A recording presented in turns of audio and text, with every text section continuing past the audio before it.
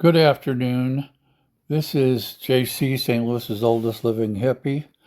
And somebody asked me once, how do I know I'm the oldest living hippie?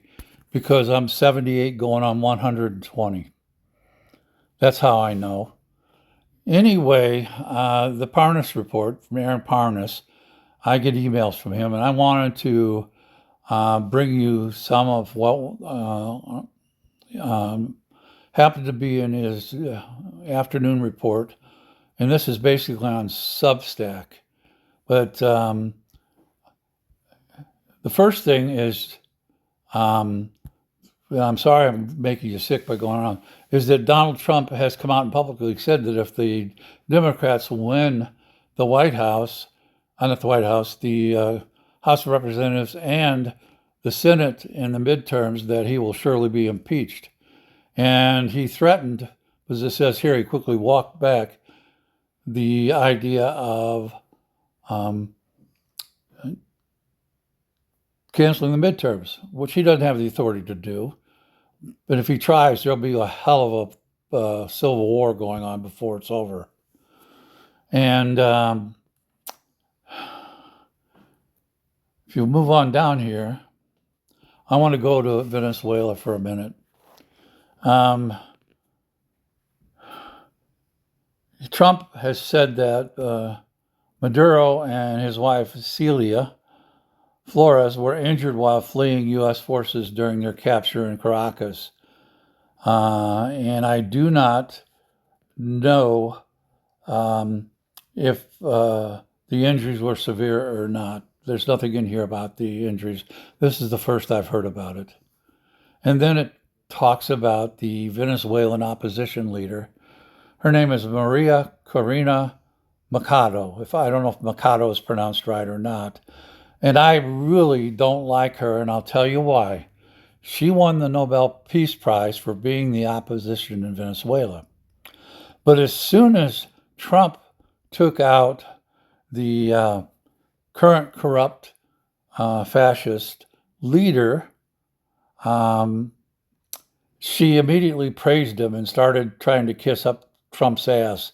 She probably had a brown ring of shit around her nose that from sticking it so far up Trump's ass. But then Trump installed Delcy Rodriguez as the interim president because she won the Nobel Prize. If she had refused the Nobel Prize and Trump had won it, which there's no way in hell he's ever going to win it, then he would have put her in as the interim leader. So he punished her by not giving her the interim position as the president of Venezuela because she won the Nobel Peace Prize and he didn't. That's how petty Trump is. Okay. And I don't like her because she moves with the way the political winds flow.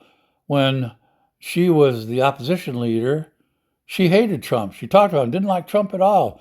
Now, once Trump took out Maduro, she's kissing his ass and talking. She's two-faced as hell. And we call that blowing with the wind.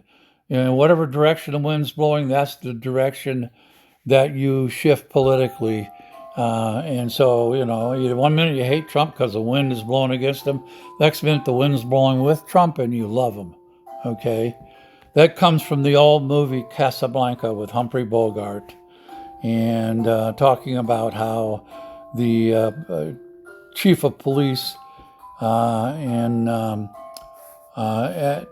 is that city in Morocco? Anyway, and I guess it's Casablanca. The chief of police in Casablanca was all pro-Nazi Germany until it ended up at the end of the movie when they killed the German lieutenant or captain or general, whatever he was, and Humphrey Bogart and he were walking out, and he became friends with Humphrey Bogart. They were enemies previously, and Humphrey Bogart asked him about it, and he said, "Well, I tend to flow with the wind," meaning that now the Nazis were no longer in control. He would flow with the Free French.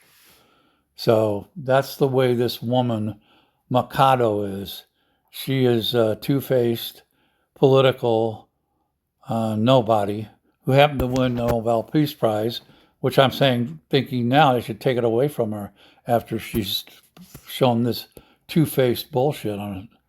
And then here's the other story I want to talk about that really pisses me off.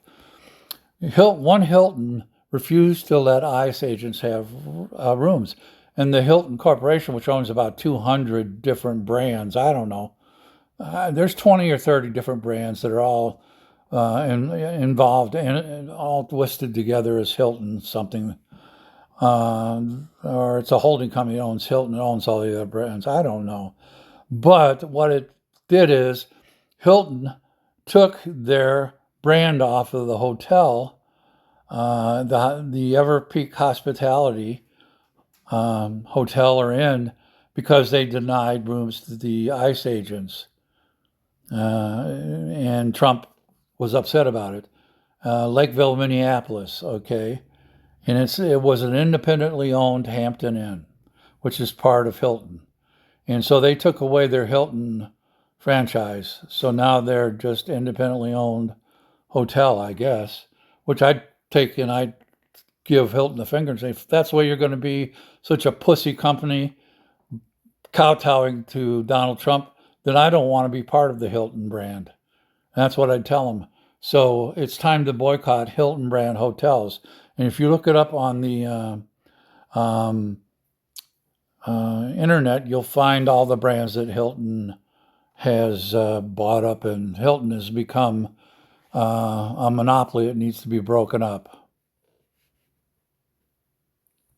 And there's a statement here. It says, the independent hotel owner had assured us that they had fixed the problem and published a message confirming this. A recent video clearly raises concerns that they are not meeting our standards and values.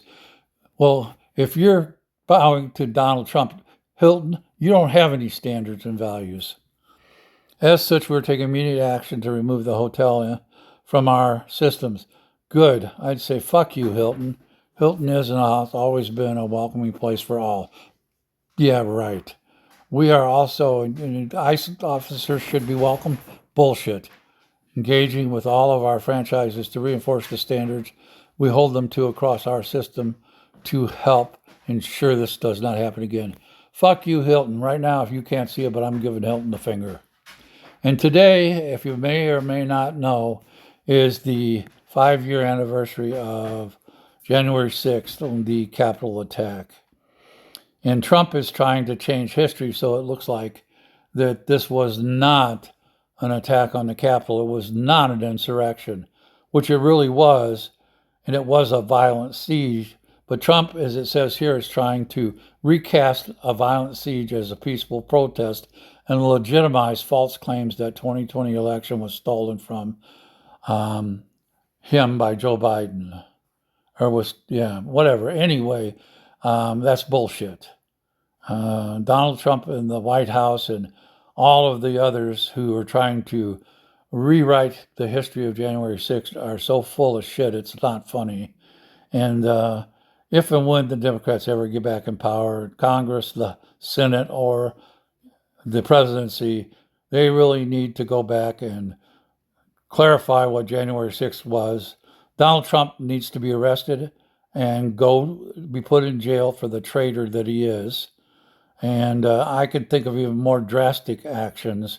He said that Mark Kelly should be hanged because he said that U.S. military members have the obligation to say no when they're given an unlawful order, and Trump said he should be hanged. Well, I'm here to tell you that if Trump's a traitor, I don't see him having any different punishment than what he wants for Mark Kelly,